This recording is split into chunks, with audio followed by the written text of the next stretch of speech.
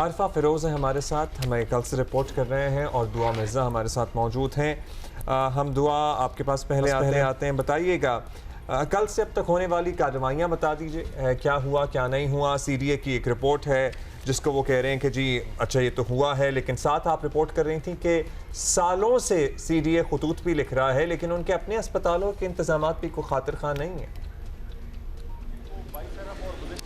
जी बिल्कुल अब्दुल्ला, ऐसा ही है। सबसे पहले तो लेटेस्ट एंड ग्रेटेस्ट ये है कि CDA DC ने जो कमेटी बनाई थी और जो इंटरनल पिम्स में भी कमेटी बनाई गई थी, इंक्वायरी कमेटी, उसको तहलील कर दिया गया है और अब जो एक ही कमेटी है वज़ीर आज़म ने जो बनाई है, जिसकी सरबराही शाहिद खान कर रहे हैं, वही इंक्वायरी रिपोर्ट पेश करेगी। और कल रात को DC इस्लामाबाद और शाहिद खान और SP सिटी भी यहाँ पर आए थे। उन्होंने जाए वक़ुआ का दौरा किया था और उन्होंने सारी ब्रीफिंग भी ली थी। इसके अलावा जो इस्लामाबाद के दीगर हस्पताल है, यानी CDA का अपना हस्पताल जो है, उसके इंतजामात इंतहाई नाक़िस हैं। 7 मरतबा कैपिटल एमरजेंसी सर्विसेज उनको लिख चुका है कि इसमें फायर सेफ्टी मैकेनिज्म मौजूद नहीं है, लेकिन कोई जवाब नहीं दिया गया। और जैसे ही कल ये वाक़या हुआ तो उन्होंने एग्जीक्यूटिव डायरेक्टर नईम ताज ने रात को ही मीटिंग बुलाई और फिर अब उन्होंने सोचना शुरू किया है कि इसको कैसे बेहतर किया जाए। इसके अलावा कल हमने ये भी रिपोर्ट किया था कि 6 जुलाई को पिम्स में एक आग लगी थी नर्सिंग हॉस्टल में, जिसमें जानी नुकसान नहीं हुआ था, अलबत्ता 3 सोफे जलकर खाकस्तर हुए थे। और फिर भी यहाँ पर फायर सिस्टम देखा नहीं गया, उसको इवेलुएट नहीं किया गया, किसी किस्म की कोई ड्रिल नहीं की गई। और अभी जो आप लोग डिस्कशन कर रहे थे उसमें अभी तक ये कन्फ्यूजन है कि दरवाजे लॉक थे या नहीं थे, तो उसमें अब बड़ी आसानी हो जाती है, डिजिटल एविडेंसेस मौजूद होते हैं तो झूठ और सच बिल्कुल सामने आ जाता है। आप ये देखिए कि अगर दरवाजे लॉक ना होते तो खिड़की को क्यों तोड़ा जाता। 3-3 घंटों के 4 दिन के बच्चे, 5 दिन के बच्चे खिड़की से उतारे गए, सीढ़ी से, और वो इतने मासूम बच्चों को 3 लोगों ने अभी हम ऐनी शाहिदीन का इंटरव्यू चला रहे थे। एक बाप जिसका बेटा पैदा हुआ था 4 साल बाद, वो कह रहा था कि मैंने वो ताला लगा हुआ था, दरवाजा तोड़ा, फिर आग ने मुझे बाहर फेंक दिया। जाहिर है ताला तोड़ने में काफी वक्त सर्फ हो जाता है। ये किस तरह के दरवाजे थे? लेकिन साथ ही कुछ एक आध अगर डॉक्टर था, एक खातून का इंटरव्यू, हम जरा इंटरव्यूज को जोड़ के जरा आपसे सवाल पूछ रहे हैं। एक डॉक्टर अंदर था जो अपने सर पे अपना ओवरकोट डाल के और वहां से रवाना हो गया। क्या कुछ और दरवाजे थे जिन पे ताले लगे हुए थे? बाकी दरवाजे ऐसे थे जो अंदर से खुल सकते थे, बाहर से नहीं खुल सकते थे? What was going on? ये क्या एंट्री एग्जिट पॉइंट्स थे जिसकी एक्सेस नहीं थी किसी को भी? अच्छा, ये जो इमरजेंसी एग्जिट्स है ना, इसमें ये जो इनखला के रास्ते होते हैं, इन पर लाजिम होता है कि हमेशा खुले रहें और इसको मॉनिटर भी किया जाए, ड्रिल्स की जाएं, ताकि वो सिक्योरिटी माइंडसेट डेवलप हो सके कि अगर कोई भी अनटोल्ड सिचुएशन होती है तो उस वक्त कैसे रिएक्ट करना है। एक तो कभी ड्रिल ही नहीं हुई, इसलिए किसी को पता ही नहीं था SOPs क्या होंगी, कैसे वहाँ से इवैक्यूएट करना है। दूसरे, दरवाजे बंद रखने की तो जी हस्पताल ये पेश कर रही है और मुस्तफ़ा कमाल साहब ने भी इस पर तस्दीक की कि माजी में चूँकि बच्चे चोरी होते थे इसलिए दरवाजे हमने बंद रखे हुए थे, बल्कि बाद में उन्होंने ये भी कहा कि दरवाज़ा खुला था और 24 घंटे एक सिक्योरिटी गार्ड यहाँ पर मौजूद होता था। लेकिन रेस्क्यू ज़राए ने ये कंफर्म किया है कि दरवाजे सिर्फ लॉक ही नहीं थे, बल्कि वहाँ पर इतना सामान पड़ा हुआ था कि अगर ताला की चाबी लेकर खोल भी लिया जाता तो उसको सामान हटाने में अच्छा खासा वक्त लगता। तो और जो दूसरी बात डॉक्टर्स के हवाले से की जा रही है कि वहाँ पर स्टाफ मौजूद था, लवाहिकीन बार बार चीख कर कह रहे हैं कि वहाँ पर कोई स्टाफ मौजूद नहीं था। इवन जो NICU का दरवाज़ा है उसको बंद करके ताला भी लगाया गया था ताकि बच्चे चोरी ना हो जाए। और अगर वहाँ पर स्टाफ मौजूद था, जैसे अच्छा, ये भी बड़ी एक अफसोसनाक बात है कि एक चीज को बचाने के लिए कि ताकि बच्चे चोरी ना हो तो इतना बड़ा हादसा हो गया, बिकॉज उसका भी mechanism, I am sorry but ये बहुत ही एडहॉक बेसिस पे बड़े बड़े ताले लगा के चाबी कर दो, वरना हर चीज आजकल डिजिटल हो चुकी है, कार्ड पे दरवाजे खुल जाते हैं। मतलब दुनिया में इतने अस्पताल हैं, कोई पहला तो ये नहीं है। अरफा, ये बताइएगा 14 बच्चों की जो लाशें थी, जो बॉडीज थी, वो कल ही सिस्टम एक स्टार्ट हो गया था जहां वापस करना, फैमिलीज को, लवाहिकीन को देना शुरू कर दिया था। वो कंप्लीट हो गया मरहला या फिर अभी कुछ बॉडीज DNA के लिए भी गई हैं? देखिए, जो तमाम बॉडीज़ निकाली गई थी उन सबको पहले तो मॉर्चरी जो है वो पहुंचाया गया था और वहाँ तमाम जो लवाहिकीन थे, जो पेरेंट्स थे, उनको चिट एक दी गई थी, एक रसीद दी गई थी और कहा गया था कि आप लोग वहाँ आएँ।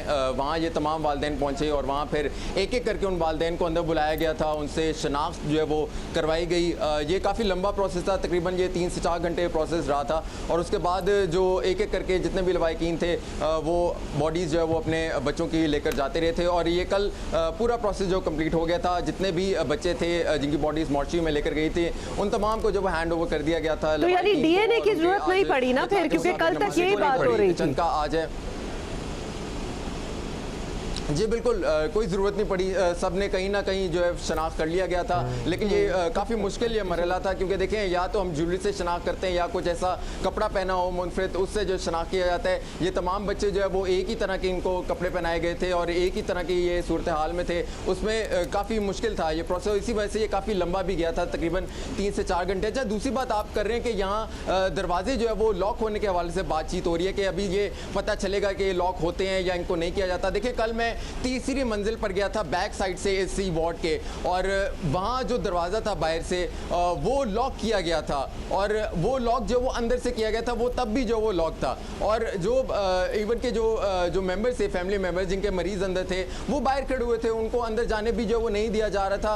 वो खटका भी रहे थे कि हमें जो वो अंदर जाने दे, क्योंकि उनका तो इससे ताल्लुक नहीं था। लेकिन ये जो दरवाजे हैं वो अंदर से लॉक होते हैं, और ये जो शीशा है इन दरवाज़ों का, ये है भी काफ़ी मोटा, ये कोई आम थोड़े से जो है वो टूटने वाला भी नहीं, ये काफ़ी मतलब इसके स्पेशल थोड़ा हैमर होता है, उससे ये जो तोड़ा जाता है। और इसी वजह से जो ताखीर हुई है ये इसी वजह से ये तमाम जो सूरत हाल बनाई गई, उसी वजह से। मुझे ये बताइएगा अरफा कि एनआईसीयू में सीसीटीवी फुटेज की बहुत बात की जा रही है। एनआईसीयू में जिस वक्त ये आग लगी, कोई स्टाफ मेंबर था नहीं था, और स्टाफ मेंबर अगर था तो वो फौरन बाहर आया, और वो दरवाजा ऐसा था, जाहिर है हम इमरजेंसी एग्जिट्स की अभी बात नहीं कर रहे जिन पे ताले लगे हुए थे, हम एनआईसीयू के दरवाजे की बात कर रहे हैं। क्या वो ऐसा दरवाजा है जो एक दफा बंद हो जाए तो अंदर से ही खुल सकता है, बाहर से नहीं खुल सकता? क्योंकि जब स्टाफ मेंबर वहां से निकला किसी की मदद लेने के लिए और लोगों ने अपने बच्चे निकालने की कोशिश की, they could not open the door, बाहर से फिर वो दोबारा खुल नहीं रहा था। देखिए, ये जो वार्ड होती है स्पेशल वार्ड, इसमें जो फैमिली मेंबर्स भी होते हैं या वालिदैन भी होते हैं, उनका अंदर जाना जो है वो मना होता है। We understand, usually pin codes होते हैं या फिर थंब इंप्रेशन होते हैं, वी अंडरस्टैंड इट। सो अंदर से ही कोई खोल सकता है, अंदर कोई नहीं होगा तो किसी ने नहीं ना खोला, या फिर अंदर कोई था, जैसे आग लगी वो बाहर गया और उसके बाद वो नहीं आया या उसको डिले हुई और लोगों ने बच्चे निकालने की कोशिश की, they could not do it. Please can you help us explain that? Thumb impression या जो नंबर्स होते हैं, कोड्स होते हैं, ये तो बहुत ही आगे की टेक्नोलॉजी है ना। ये पिम्स अस्पताल है, सरकारी है, यहाँ सारी चीज़ें चाबियों से चलती हैं, तो ये चाबियों से जो वो खुलने वाले दरवाजे थे। अच्छा, दूसरी बात जो है ना, एक बहुत इंपॉर्टेंट लवाहिकीन को तो बात अलग है, लेकिन जो उस वार्ड के साथ भी कुछ ऐसे थे मरीज जो उस टाइम जो है मौजूद थे वार्ड में, उनके भी फैमिली मेम्बर से हमारी बात हुई और उन्होंने बड़ी एक इंपॉर्टेंट बात की। उन्होंने कहा कि जब ये वाक़या पेश आया तो हमारे जो वहाँ मरीज थे उनका ऑपरेशन हुआ था, वो भी उसी साथ वाली वार्ड में थे। वहाँ ना तो हमें कोई व्हील चेयर दी गई थी, ना तो हमें कोई जो है उसमें स्ट्रेचर दिया गया था। जो वहाँ मेडिकल स्टाफ था, हमें हार्डली जो है वो 1 से 2 बंदे वहाँ नजर है, और वो भी खुद भाग रहे थे। वो कहते खुद भी भागो, हमें भी भागने दो। और हमने फिर अपने मरीजों को वहाँ ना व्हील चेयर मिली, ना कुछ स्ट्रेचर मिला, हमने गोद में उठाकर, जिनका ऑपरेशन हुआ था उनको उठाकर हम लोग जो बाहर। ये तब ही होता है वार्ड में जो मेंबर जहाँ SOPs ना हो, जहाँ ड्रिल्स ना हो, इन केस ऑफ इमरजेंसी के किसी को पता ही ना हो कि करना क्या है, अगर कुछ हो, वहाँ इस किस्म की हरकतें होती हैं। फाइनली दुआ ये भी बता दें, कल से हम बात कर रहे हैं कि NICU जो कि परहैप्स हम अगर सोचें तो वो मोस्ट सेंसिटिव एरिया होना चाहिए एक हॉस्पिटल का, क्योंकि वहाँ जो बच्चे होते हैं, न्यूबॉर्न बच्चे होते हैं, वो अपनी मदद नहीं कर सकते। So it has to be supervise, surveillance होनी चाहिए, मतलब नजरें होनी चाहिए उस जगह पे। कल से हम ये सुन रहे हैं कि वहाँ कोई नहीं था। ये बड़ा मुश्किल है हमारे लिए तसव्वुर करना, बिलीव करना कि मतलब एक डॉक्टर, कोई नर्स नहीं, कोई वार्ड बॉय नहीं, कोई स्टाफ नहीं। फिर हमने सोचा कि अभी टाइम गुजर जाएगा तो हम जरूर पता करेंगे, कोई रोस्टर होगा उनका, कोई शीट होगी जिसमें कुछ तो पता चला होगा। तो अब आप बताएं, कुछ पता चला कि वो वाकई खाली थी जगह, कोई भी नहीं था रिस्पॉन्सिबल शख्स वहाँ? अच्छा हुमा, इसको प्रूव करना बड़ा आसान है। देखिए, लवाहिकीन का कहना है कि वहाँ पर कोई नहीं था और इसीलिए एक खातून ने कहा कि उनके बाल झुलस गए, एक ने कहा कि उनकी टांग बहुत ज़्यादा अफेक्ट हुई अपने बच्चों को उसमें बचाने के उसमें।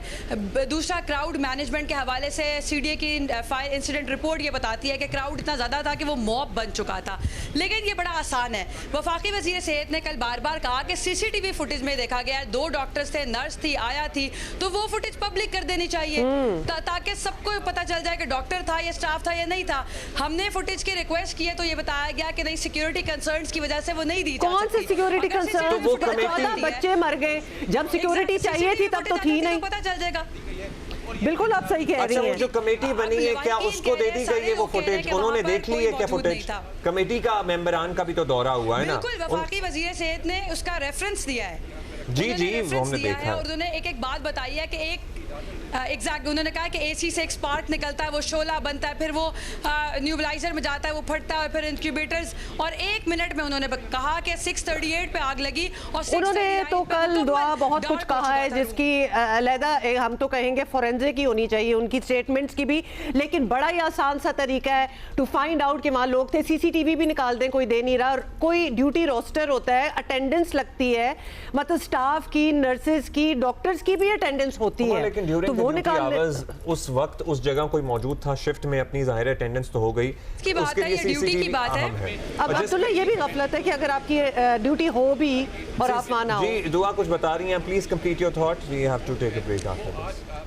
जी, जब ड्यूटी की बात है तो 10 डॉक्टर्स, 10 अमले की ड्यूटी थी जिसमें डॉक्टर्स, आया और नर्सेज शामिल थी, लेकिन वो वहाँ पर मौजूद नहीं थी। Yeah. एनी शाहिदीन में भी ये बताया। 5 भी होते और हैं ना चूंकि तो ये बच्चे बच सकते थे। बहुत शुक्रिया आपका, बहुत Thank you. शुक्रिया, क्योंकि Thank you, हम कल thank से you. यही सोच रहे हैं कि वो बार बार मुस्तफ़ा कमाल साहब ये कह रहे हैं ना कि 60 सेकंड लगे और वो आग जो थी पूरे कमरे में फैल गई। 60 सेकंड बहुत बड़ा टाइम होता है। छोटे छोटे बच्चों को अगर उठाना होगा, 2-4 लोग वहाँ होते हैं ना स्टाफ वाले, 2-2 बच्चे उठाते और निकलते, मतलब कुछ तो बच जाते हैं ना।